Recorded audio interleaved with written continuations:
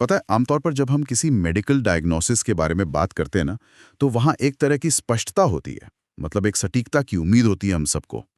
बिल्कुल। बिल्कुल इंजीनियरिंग की तरह। जैसे मान लीजिए अगर हाथ की हड्डी टूट जाए, तो एक्सरे मशीन में वो टेढ़ी मेढ़ी सफ़ेद लाइन साफ दिख जाती है। हाँ, वो बाइनरी होता है। सही कहा। डॉक्टर बस इशारा करके कह देता है कि देखिए ये रही दिक्कत, हड्डी यहाँ से टूटी है। मामला एकदम ब्लैक एंड व्हाइट होता है, टूटा है या नहीं टूटा है। हम्म असल में ये इंसानी फितरत है। हम चाहते हैं कि चीजें साफ साफ दिखाई दें, मतलब उन्हें ब्लैक एंड व्हाइट श्रेणियों में बांटा जा सके। एक समस्या हो और उसका एक सीधा समाधान हो। बिल्कुल। लेकिन जब हम वैश्विक भू राजनीति, मतलब जो इंटरनेशनल पॉलिटिक्स है, या अंतर्राष्ट्रीय युद्ध और ऊर्जा संकट की दुनिया में कदम रखते हैं ना, तो अचानक वो एक्सरे मशीन काम करना बंद कर देती है। सही बात है। वहाँ कोई एक टूटी हुई हड्डी नहीं होती। बिल्कुल नहीं होती, बल्कि पूरा शरीर ही एक अदृश्य झटके से कांप रहा होता है।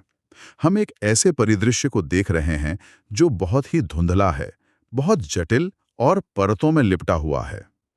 तो आज के इस विस्तृत चर्चा में हम इसी धुंधलके के पीछे छिपे सच का गहराई से विश्लेषण करने वाले हैं। हमारी आज की इस चर्चा के केंद्र में है 28 फरवरी 2026 की वो सुबह, जब मध्य पूर्व में अचानक भड़की एक बड़ी सैन्य जंग ने वैश्विक ऊर्जा आपूर्ति की अहम नसों पर सीधा वार किया। और देखिए, इस स्थिति को समझने के लिए ना हमारे पास कई अलग अलग डेटा पॉइंट्स हैं आज। हाँ, कौन कौन से स्रोत हैं हमारे पास? हमारे पास 2026 ईरान युद्ध का ताज़ा विकिपीडिया पेज है। साथ ही BW बिजनेस वर्ल्ड का एक बहुत ही दिलचस्प आर्थिक विश्लेषण है जो भारत की LPG आपूर्ति और रणनीतिक योजना पर बात करता है। अच्छा। और इसके अलावा केयर एज रेटिंग्स की एक विस्तृत रिपोर्ट भी है जो ये डिकोड करती है कि मतलब हॉर्मोज जल डमरू मध्य के बंद होने से इस युद्ध के धुएं का सीधा असर मीलों दूर बैठे एक आम भारतीय की रसोई और पेट्रोल के बिल पर कैसे पड़ रहा है। अरे बाप रे। लेकिन आगे बढ़ने से पहले ना एक बात बिल्कुल स्पष्ट कर देना बहुत जरूरी है। हाँ बिल्कुल। देखिए श्रोताओं, जब हम युद्ध और भू राजनीति की बात करते हैं तो हमारे पास जो दस्तावेज और रिपोर्ट आते हैं उनमें कई तरह के राजनीतिक विचार शामिल होते हैं। मतलब चाहे वो अमेरिका द्वारा ईरान में सत्ता परिवर्तन की मांग हो, या फिर भारत के भीतर अलग अलग राजनीतिक दलों या कार्यकालों की आर्थिक नीतियों की तुलना हो। जो कि स्वाभाविक है ऐसे लेखों में। बिल्कुल। पर हम यहाँ स्पष्ट कर दें कि हम किसी भी वैचारिक पक्ष या किसी देश की सैन्य कार्रवाई का न तो समर्थन कर रहे हैं और न ही विरोध कर रहे हैं। हमारा एकमात्र मिशन सिर्फ और सिर्फ इन दस्तावेजों में दर्ज तथ्यों का निष्पक्ष विश्लेषण करना है। सही बात है, तथ्यों पर ही बात होगी। तो चलिए 28 फरवरी 2026 के उस भू राजनीतिक भूचाल से शुरुआत करते हैं। आखिर उस सुबह हुआ क्या था? ये वो दिन था जब खाड़ी क्षेत्र का पूरा नक्शा रणनीतिक रूप से बदल गया। अमेरिका और इजराइल ने ईरान पर एक बेहद आक्रामक और कह सकते हैं कि बिल्कुल अचानक हमला किया। सैन्य दस्तावेजों में अगर आप देखें तो इजराइल ने इसे ऑपरेशन रोरिंग लायन नाम दिया है और अमेरिका ने इसे ऑपरेशन एपिक फ्यूरी कहा। बाप रे, नाम से काफी आक्रामक लग रहा है। बिल्कुल। और इस पहले ही झटके में ईरान के सर्वोच्च नेता अली खामेने और उनके कई शीर्ष सैन्य अधिकारियों की हत्या कर दी गई। रातों रात लीडरशिप खत्म। हाँ, जिसके तुरंत बाद उनके बेटे मोजतबा खामेनेई ने सत्ता की कमान संभाली। ठीक है, आइए इसे थोड़ा विस्तार से समझते हैं, क्योंकि देखिए ये कोई साधारण एयर स्ट्राइक नहीं थी। इसका असर अगर मैं एक एनालॉजी दूं तो किसी भीड़ भाड़ वाले कमरे में रखे मधुमक्खी के छत्ते पर सीधा पत्थर मारने जैसा था। बहुत सही उदाहरण है ये, है ना? मतलब जब आप छत्ते पे पत्थर मारते हैं तो मधुमक्खियां सिर्फ पत्थर मारने वाले को नहीं काटती, वे पूरे कमरे में फैल जाती हैं और हर उस शख्स पर हमला करती हैं जो वहां मौजूद है। बिल्कुल। और ईरान की जवाबी कार्रवाई भी कुछ ऐसी ही थी, जैसे उन्होंने ऑपरेशन ट्रू प्रॉमिस 4 का नाम दिया। हाँ, और यहाँ जो बात सबसे अधिक ध्यान खींचती है ना, वो ये है कि ईरान ने पलटवार करते हुए केवल इजराइल या सीधे अमेरिकी जमीन पर ही निशाना नहीं साधा। तो फिर कहाँ हमला किया? उनकी मिसाइलों और ड्रोन्स ने बहरीन, कुवैत, कतर, UAE और सऊदी अरब में मौजूद अमेरिकी सैन्य ठिकानों पर भीषण हमले किए। मतलब एक ही रात में ये संघर्ष एक द्विपक्षीय लड़ाई से बदलकर एक पूरा क्षेत्रीय युद्ध बन गया। एक मिनट रुको, यहाँ मेरे दिमाग में ना एक तार्किक सवाल आता है। पूछिए। मतलब बहरेन या कुवैत में तो अपने लड़ाकू विमान ईरान पर नहीं भेजे थे ना। वे तो शायद इस युद्ध का हिस्सा बनना ही नहीं चाहते थे। तो फिर ईरान ने इन तटस्थ खाड़ी देशों को लपेटे में क्यों लिया? ये तो रणनीतिक रूप से अपने ही दुश्मनों की संख्या बढ़ाने वाली बात हो गई। हम्म, देखिए, ऊपर से देखने पर यह बिल्कुल ऐसा ही लगता है, लेकिन इसके पीछे ईरान की एक बहुत ही सोची समझी सैन्य रणनीति थी। अच्छा, कैसी रणनीति? ईरान असल में इन खाड़ी देशों पर एक चरम दबाव बनाना चाहता था। उनका संदेश बिल्कुल साफ था।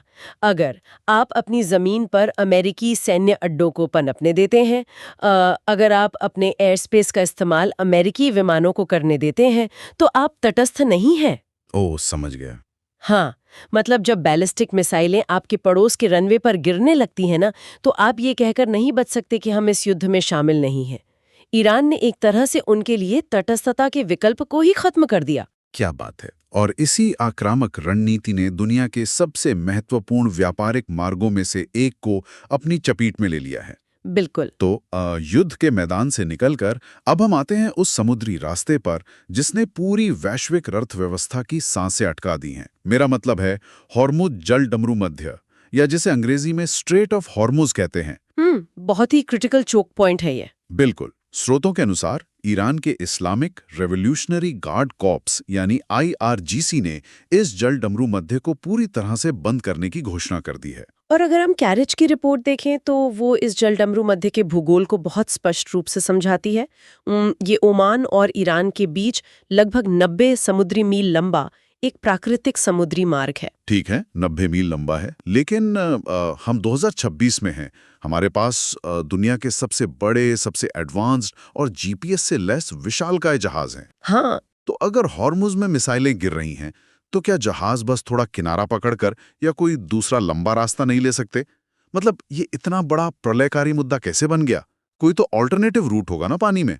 देखिए, अगर हम इसे व्यापक दृष्टिकोण से जोड़कर देखें ना, तो समस्या पानी के विस्तार की नहीं है, बल्कि उसकी गहराई की है। गहराई की? हाँ, हॉर्मुज जल डमरू मध्य देखने में भले ही चौड़ा लगे, लेकिन जो नेविगेबल चैनल है, मतलब वो गहरा पानी जहां लाखों टन भारी सुपर टैंकर सुरक्षित रूप से तैर सकते हैं, वो केवल कुछ किलोमीटर ही चौड़ा है। अरे बाप रे, सिर्फ कुछ किलोमीटर? बिल्कुल। आप एक विशालकाय ऑयल टैंकर को उतले पानी या किनारे से तो निकाल नहीं सकते ना, वो फंस जाएगा। तो जहाज़ों को उसी एक संकरी गली से गुजरना होता है, जो अब सीधे ईरान की मिसाइलों की जद में है। ओहो, तो अगर वो गली बंद है, तो जहाजों को पूरा खाड़ी क्षेत्र छोड़कर कोई दूसरा ही रास्ता लेना पड़ेगा? हाँ, और वो दूसरा रास्ता कोई छोटा-मोटा घुमाव नहीं है। आमतौर पे हॉर्मुज से निकलने के बाद जहाज लाल सागर या जिसे रेड सी कहते हैं और स्वेज नहर की ओर जाते हैं। लेकिन वहां यमन के हूती विद्रोहियों का खतरा तो पहले से ही मंडरा रहा है। वो व्यापारिक जहाजों पर लगातार हमले कर रहे हैं। हाँ, वो न्यूज़ तो काफी समय से चल रही है। बिल्कुल। तो अगर जहाज हॉर्मुज और लाल सागर दोनों के जोखिम से बचना चाहें, तो उन्हें पूरा अफ्रीका महाद्वीप पार करके नीचे केप ऑफ गुड होप के रास्ते जाना पड़ता है, जिसका सीधा मतलब है समय और पैसे की भारी बर्बादी। सही कहा। इस वैकल्पिक रास्ते से यात्रा में 2 से 3 सप्ताह का अतिरिक्त समय लगता है। और ये सिर्फ समय की बात नहीं है। जब एक जहाज 1 महीना ज्यादा समुद्र में रहता है, तो उसका ईंधन खर्च 2 गुना हो जाता है, क्रू की सैलरी बढ़ती है। खर्च ही खर्चे हैं। और इससे भी बड़ा फैक्टर है मरीन वॉर रिस्क इंश्योरेंस, समुद्री बीमा। हाँ, जब जहाज किसी युद्ध क्षेत्र के आसपास से भी गुजरता है ना, तो बीमा कंपनियां अपना प्रीमियम कई 100 गुना बढ़ा देती हैं। करोड़ों डॉलर सिर्फ बीमा में चले जाते हैं, जिससे माल ढुलाई का खर्च इतना बढ़ जाता है कि वो आर्थिक रूप से अनवायबल हो जाता है। और श्रोताओं, ये कोई सामान्य माल ढुलाई का रास्ता नहीं है।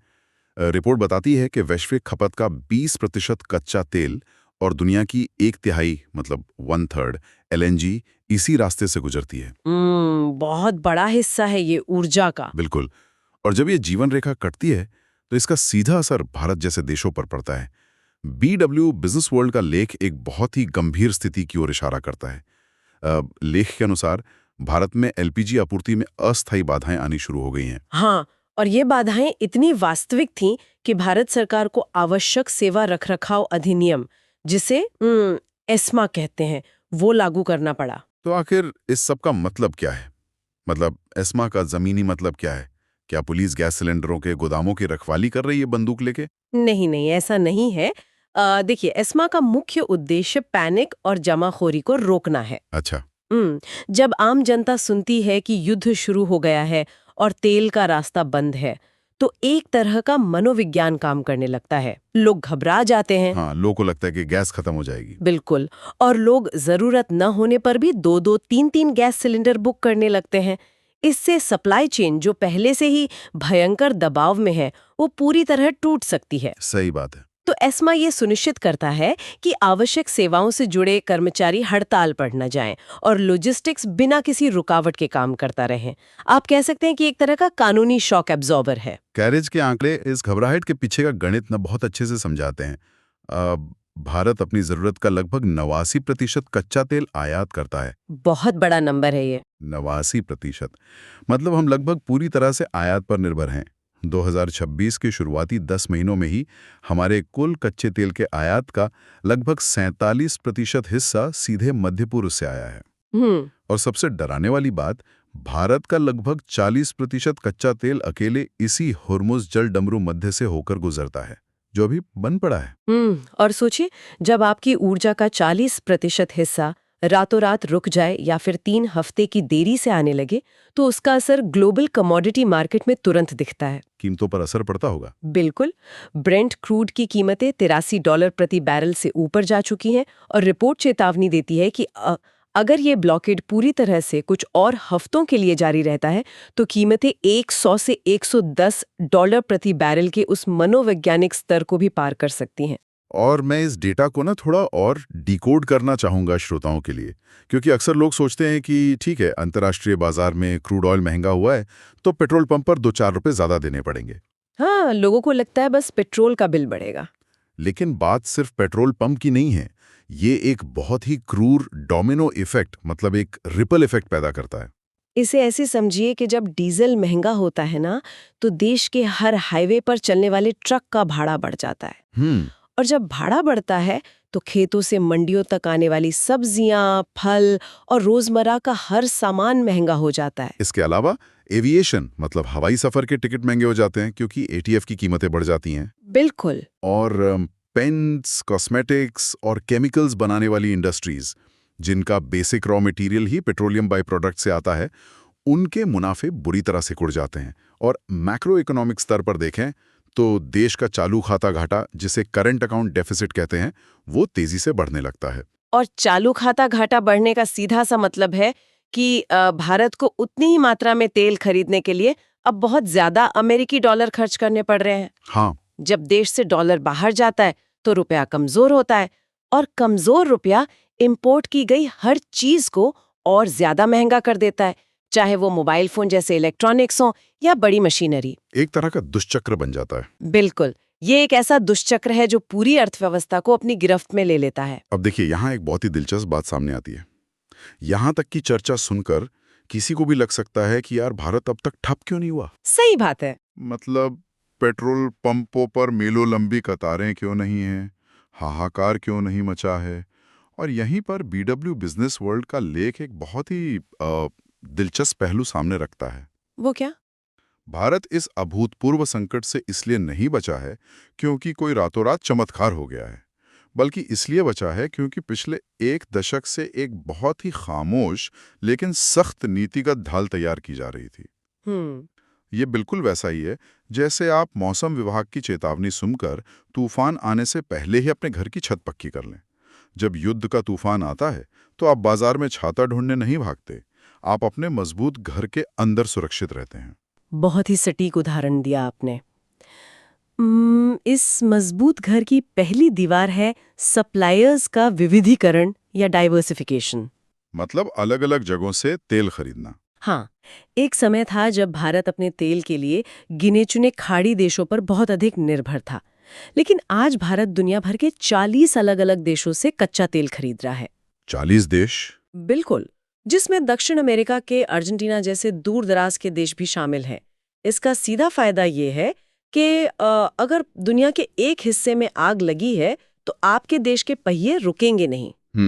लेकिन एक बात बताइए, अर्जेंटीना से भारत तक तेल के जहाज को पहुंचने में तो हफ्तों लग जाते हैं। लग जाते हैं। आज इस वक्त जब हॉर्मुज बंद है, तब देश को कौन चला रहा है? यहाँ बात आती है रणनीतिक पेट्रोलियम भंडार की, जिसे स्ट्रेटेजिक पेट्रोलियम रिजर्व कहते हैं। बिल्कुल।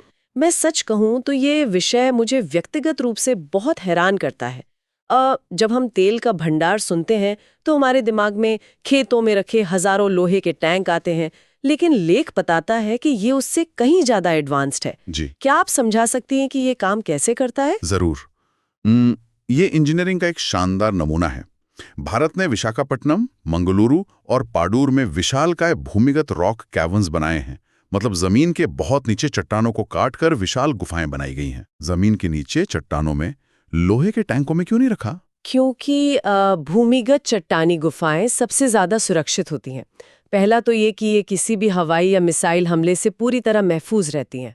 ओह, स्मार्ट। हाँ, और दूसरा, इनमें तेल को स्टोर करने के लिए चट्टानों के प्राकृतिक हाइड्रोस्टैटिक दबाव और भूजल स्तर का इस्तेमाल किया जाता है, जिससे तेल रिसता नहीं है। ये लोहे के टैंकों के मुकाबले कहीं ज्यादा सुरक्षित है, सस्ता है और पर्यावरण के अनुकूल भी है। क्या बात है। इन्हीं विशाल गुफाओं में लगभग 5.3 मिलियन टन कच्चा तेल आपातकाल के लिए सील करके रखा गया है। और कैरिज की रिपोर्ट बताती है कि अगर हम इन भूमिगत भंडारों को हमारी वाणिज्यिक रिफाइनरियों के पास मौजूद स्टॉक के साथ मिला देना, तो भारत के पास लगभग 70 दिनों का फुल प्रूफ बैकअप मौजूद है। बिल्कुल। मतलब सोचिए, अगर हुर्मुज़ जलडमरू मध्य से तेल की एक बूंद भी ना आए, तब भी भारत बिना किसी नई सप्लाई के 70 दिनों तक अपनी पूरी रफ्तार से चल सकता है। राजनीतिक ढाल भी काम कर रही है, जिसे मल्टी वेक्टर कूटनीति कहा जाता है। ये मल्टी वेक्टर कूटनीति, ये तो कूटनीति का बहुत ही भारी भरकम शब्द लगता है।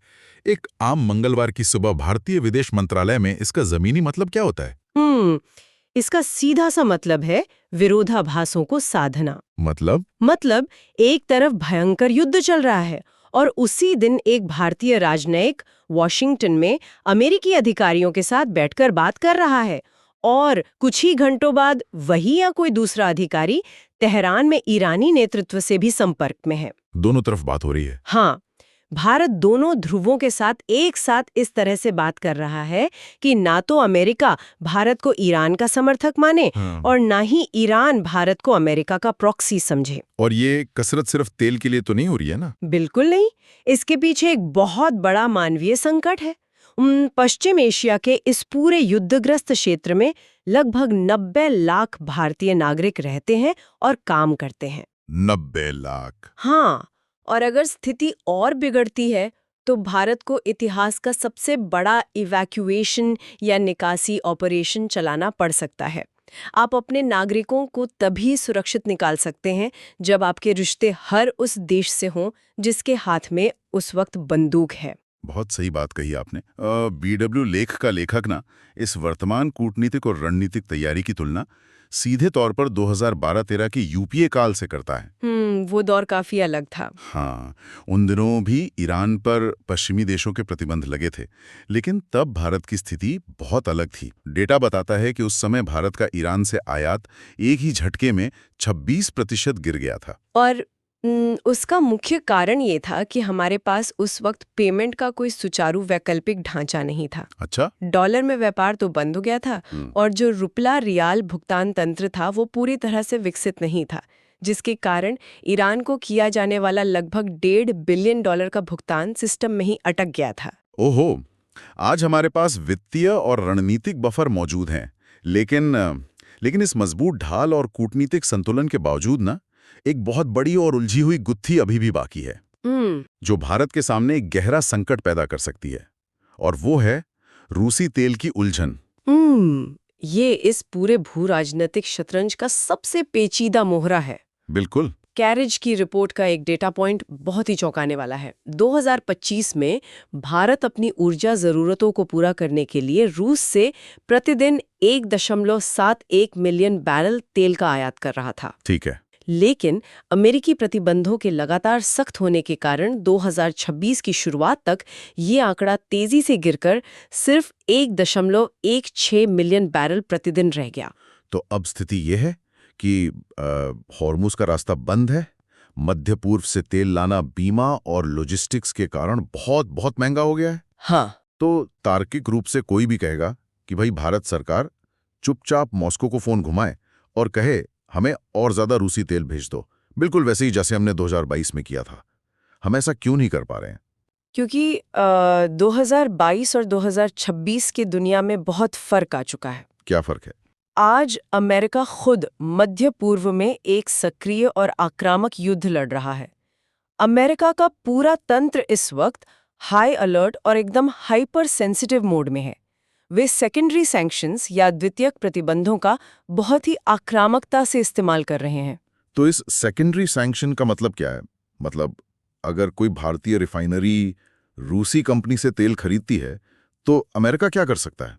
अमेरिका सीधे तौर पर उस भारतीय बैंक को निशाना बना सकता है जिसने उस तेल के लिए भुगतान की प्रक्रिया की है। अच्छा। हाँ, वे उस बैंक को वैश्विक स्विफ्ट वित्तीय प्रणाली से बाहर कर सकते हैं, यानी वो बैंक दुनिया के किसी भी कोने में डॉलर में व्यापार ही नहीं कर पाएगा। बाप रे, ये तो पूरी तरह से बैंक को पंगु बना देगा। बिल्कुल, अमेरिका की ये साफ धमकी है कि जो भी हमारे दुश्मनों की अर्थव्यवस्था को पालेगा, हम उसे भी दंडित करेंगे। यानी अपनी ऊर्जा सुरक्षा को बचाने और अपनी घरेलू महंगाई को रोकने की कोशिश में भारत एक बहुत ही खतरनाक राजनयिक क्रॉसफायर में फंसा हुआ है। सही कहा। एक तरफ कुआं है, हुर्मुज का बंद होना और आसमान छूती कीमतें, और दूसरी तरफ खाई है, सस्ता रूसी तेल खरीदने पर अमेरिकी आर्थिक प्रतिबंधों और टैरिफ की मार झेलने का डर। मतलब अपनी घरेलू अर्थव्यवस्था को बचाएं या दुनिया की सबसे बड़ी महाशक्ति के गुस्से का सामना करें। इससे एक बहुत ही महत्वपूर्ण सवाल खड़ा होता है कि भू राजनीति में कोई भी विकल्प फ्री या पूरी तरह सुरक्षित तो नहीं होता। हर कदम की एक भारी कीमत चुकानी पड़ती है। तो अगर हम आज की इस पूरी चर्चा के धागों को एक साथ पिरोए ना, तो 2026 का ये ईरान युद्ध सिर्फ आसमान में उड़ने वाले ड्रोन्स, रडार स्क्रीन पर चमकते बिंदुओं और खड़ी में गिरने वाली मिसाइलों तक सीमित नहीं है। बिल्कुल नहीं। ये उससे कहीं ज्यादा गहरी चीज है। ये युद्ध ग्लोबल सप्लाई चेन के बुनियादी ढांचे की, दुनिया भर के समुद्री रास्तों की और भारत जैसी विशाल अर्थव्यवस्थाओं के रणनीतिक धैर्य की एक अभूतपूर्व परीक्षा ले रहा है। हमने विस्तार से देखा कि कैसे मिसाइल की एक चिंगारी ने मरीन इंश्योरेंस के प्रीमियम को बेतहाशा बढ़ा दिया, कैसे उसने भारत की रसोई गैस की सप्लाई पर दबाव डालकर एस्मा लागू करवाया, और कैसे भूमिगत गुफाओं में छुपाया गया कच्चा तेल आज देश की धड़कन को रुकने से बचा रहा है। लेकिन इस पूरी चर्चा को खत्म करने से पहले ना, मैं एक ऐसा आंकड़ा सामने रखना चाहता हूं जो हमारे स्रोतों में बहुत गहराई में छिपा था। अच्छा? हाँ, और ये भविष्य की एक बहुत ही डरावनी तस्वीर पेश करता है। दस्तावेज बताते हैं कि युद्ध की शुरुआत के केवल पहले 100 घंटों में, जी हां, सिर्फ 100 घंटों में अमेरिका के सैन्य अभियान की कीमत $3.7 बिलियन रही है। अरे बाप रे, 100 घंटे में $3.7 बिलियन का आर्थिक धुआं। ये एक ऐसी बर्न रेट है जो दुनिया के किसी भी सामान्य देश की कमर तोड़ सकती है। लेकिन अमेरिका एक सामान्य देश नहीं है, और इससे भी बड़ी बात यह है कि अमेरिकी राष्ट्रपति ट्रंप ने सार्वजनिक रूप से स्पष्ट कर दिया है कि इस युद्ध के लिए कोई समय सीमा नहीं, मतलब नो टाइम लिमिट तय की गई है। उनका एकमात्र लक्ष्य ईरान का बिना शर्त आत्मसमर्पण और सत्ता परिवर्तन है, जिसका सीधा सा अर्थ है कि वे लंबी रेस के लिए तैयार हैं और ये संकट जल्द खत्म होने वाला नहीं है। तो श्रोताओं के लिए सोचने वाली बात है। हमने आज इस बात पर बहुत गर्व किया कि भारत के पास 70 दिनों का तेल भंडार है। हमने तूफान आने से पहले अपनी छत वाकई बहुत मजबूत कर ली थी। बिल्कुल। लेकिन अगर दुनिया की सबसे बड़ी महाशक्तियां बिना किसी समय सीमा के, बिना रुके युद्ध लड़ने का फैसला करती हैं, अगर हुर्मुज का ये संकरा रास्ता हफ्तों नहीं बल्कि महीनों या सालों तक बंद रहता है, तो 71वें दिन क्या होगा? ये एक बहुत ही गंभीर सवाल है ना? जब किसी मधुमक्खी के छत्ते पर लगातार दिन ब दिन पत्थर मारे जा रहे हों, तो आखिर कब तक कोई दीवार या कोई रणनीतिक ढाल आपको डंक से बचा सकती है? इसी ज्वलंत सवाल के साथ हम आज की इस विस्तृत चर्चा को यहीं समाप्त करते हैं। इस बदलती हुई दुनिया पर अपनी नजर बनाए रखें।